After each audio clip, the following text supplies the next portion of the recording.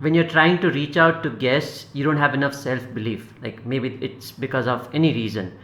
And when you do, you're looking for cues that you're on the right path.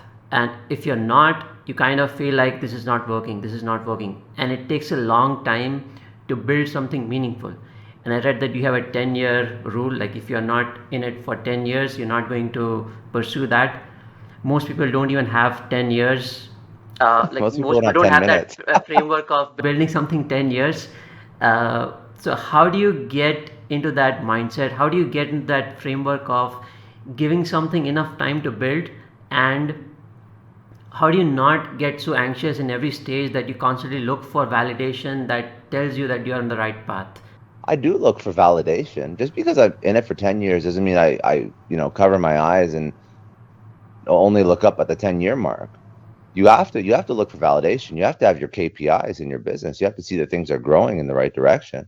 KPIs are key performance indicators. So whether or not that for a podcast is downloads that are growing, or for business it could be, I mean, we don't have to get too much into the weeds on this, but I'm a big fan of leading indicators for business, meaning what are my success metrics that are driving revenue, but revenue is like a lagging indicator. So a leading indicator could be like, how many calls am I making, that when I do 10 calls, I have a 20% conversion rate, or two people out of every 10 say they want to buy my product or service. And if I have that metric and that KPI set up, then I know how many calls I have to make every single day or how many emails I have to send.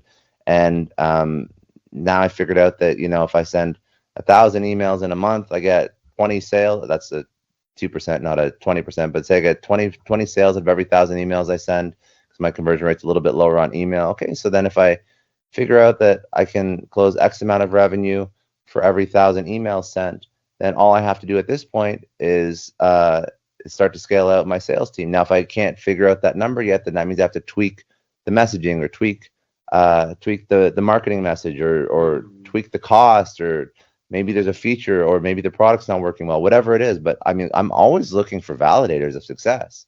I am a very data driven individual.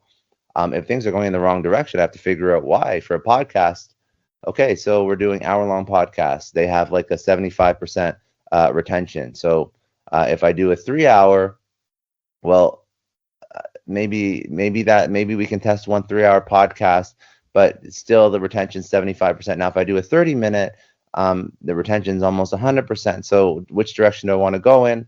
And maybe you just like doing longer podcasts because you're trying to become like Joe Rogan's. So this is the direction you want to go in. But I'm a big data guy, and I always look at data. And I think that if you aren't looking at data, you're not going to be successful.